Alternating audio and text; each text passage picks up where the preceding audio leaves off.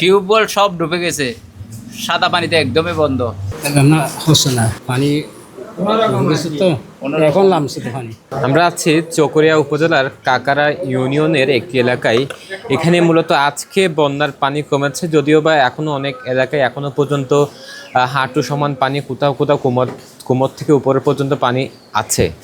এবং এই মুহূর্তে আমরা একটি চায়ের দোকানে অবস্থান করছি, এখানে বেশ কয়েকজন মুরব্বীকে আমরা দেখতে পাচ্ছি। এখানে তাদের দাবি মূলত সরকারি যে বরাদ্দ দেওয়া হয়েছে, কিন্তু সে বরাদ্দটুকু যেসব গ্রামে বন্যা কবলিত গ্রাম রয়েছে, পানিতে বন্দি আছে, সেসব মানুষের ঘর বাড়িতে এখনও পৌঁছায়নি। এই যে কয়েকদিন ধরে তো আপনারা পানির নিচেই বন্দি ছিলেন, পানিতেই বন্দি ছিলেন, কোনো সরকারে কোনো ধরনের সহযোগিতা করেছিলেন? পাই নাই, কোনো ধরনের সহযোগিতা পাই নাই এখনো।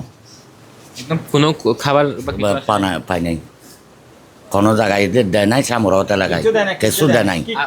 আপনি কিছু পেয়েছেন কিনা? না, কিচ্ছু পাওয়া যায় নাই, কিচ্ছু পাওয়া যায় নাই। কেউ দেখতেও আসেন না, কেউ দেখতেও আসে নাই। আজকে সরকারের যে বিভিন্ন ধরনের শুকনো খাবার এবং নগদ টাকার কিচ্ছু দেয় নাই, কেউ কিছু পায় নাই। আর জিজ্ঞেস করেন, আমি এখানা কেউ পাইছে কিনা, কেউ কিছু পাইছে, কিছু পাইছে কিনা ফসল দেয় না না কিছু না হয়। আপনার বাড়ির কি অবস্থা?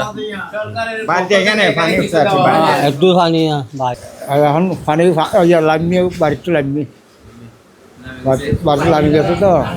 কোনো ধরনের সহযোগিতা পাইছেন? না না ভাই, মানে না ভাই। টিউবওয়েল সব ডুবে গেছে, সাদা পানিতে একদমই বন্ধ। যারা পাহাড়ে উঠে গেছে, পাহাড়ের বহু নিরাপত্তা আছে। এখানে পানির ভিতরে বহু পরিবার এখনো আছে, মানে দমদমায় বসে থাকছে, তাহলে সিলিং এর উপর বসে থাকছে।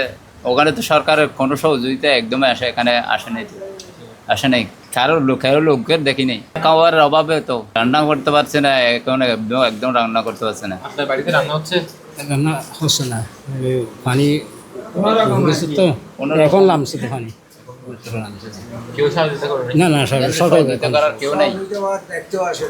আমরা এখানে একটি চায়ের দোকানে ছিলাম, এখানে মানুষজন বসে আড্ডা করছিলেন। ঠিক সেই সময় আমরা তাদের সাথে কথা বলছিলাম। তারা যেমনটি বলছেন, সরকারের যে বরাদ্দ দেওয়া হয়েছে, সেই বরাদ্দের ত্রাণটুকু তাদের কাছে এখনও পর্যন্ত পৌঁছায়নি। কিন্তু অন্যদিকে জেলা প্রশাসন বলছে প্রায় 10 লক্ষ টাকার নগদ অর্থ কক্সবাজারের 10টি উপজেলায় বিতরণ করা হয়েছে। একই সাথে চাল এবং শুকনো খাবার বিতরণ করা হয়েছে। কিন্তু বরাদ্দ নিয়ে নানান ধরনের অভিযোগ আছে। মানুষজন বিভিন্ন ধরনের অভিযোগ করছেন যে সেই সরকারি সহায়তা তাদের কাছে পৌঁছায়নি। তাহলে এখন প্রশ্ন, সেই বরাদ্দ কোন জায়গায় গিয়ে আটকে আছে? এখন যদিও এখন পানি কমছে, এখনও পর্যন্ত তাদের বাড়ির চুলায় এখনও আগুন জ্বলছে না। সব কিছু মিলিয়ে এখনও পর্যন্ত তারা দুর্ভোগে পোহাচ্ছেন।